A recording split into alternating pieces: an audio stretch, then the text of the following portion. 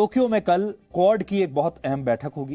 Quad में कुल मिलाकर 4 देश हैं, अमेरिका, ऑस्ट्रेलिया, जापान और भारत। इसलिए आज आप 5 पॉइंट्स में इस बैठक का एजेंडा और मायने समझ सकते हैं। पहला, इस बैठक में प्रधानमंत्री मोदी सबसे सीनियर नेता की भूमिका में होंगे, जो बाइडेन से भी ज्यादा सीनियर हैं, क्योंकि जो बाइडेन पिछले साल ही 20 जनवरी 2021 को अमेरिका के राष्ट्रपति बने हैं।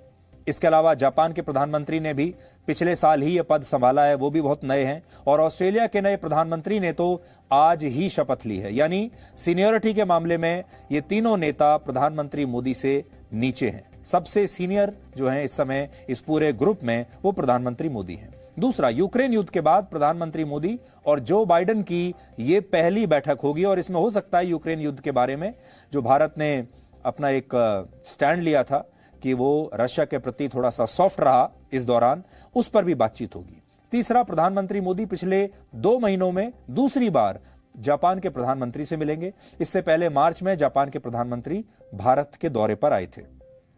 चौथा, प्रधानमंत्री मोदी ऑस्ट्रेलिया के नए प्रधानमंत्री से भी मिलने वाले शायद पहले नेता होंगे।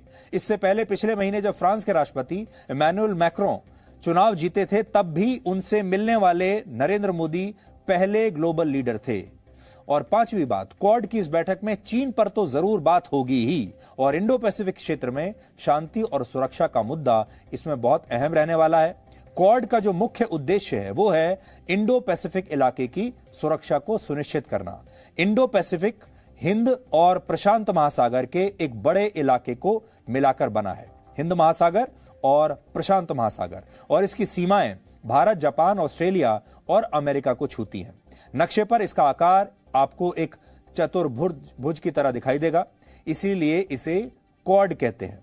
इसी इलाके में साउथ चाइना सी भी है, जिसे लेकर चीन का 9 देशों के साथ विवाद चल रहा है, और दुनिया भर का 33% समुद्री व्यापार इसी इंडो पैसिफिक के रास्ते से होता है। इसलिए चीन इस रूट पर, इस इलाके पर अपना नियंत्रण चाहता है, लेकिन क्वाड में शामिल देशों को यह बात मंजूर नहीं है। एक और बात, इस बैठक में चारों देशों की नौसेनाओं के बीच एक समझौता होने की उम्मीद है, जिसमें चारों देश इंडो पैसिफिक क्षेत्र में चीन की बढ़ती इलीगल फिशिंग को रोकने के लिए एक दूसरे के साथ सैटेलाइट इंफॉर्मेशन शेयर करेंगे। हालांकि ये बात कहने के लिए ही है कि यह समझौता केवल चीन की जो मछली पकड़ने की गतिविधियां हैं उन्हें रोकने के लिए है, क्योंकि इसके जरिए ये देश चीन की बाकी गतिविधियों पर भी नजर रख सकेंगे, और बाकी की जो सर्विलांस के जरिए जो इंफॉर्मेशन आएगी वो भी आपस में एक दूसरे के साथ शेयर कर सकेंगे।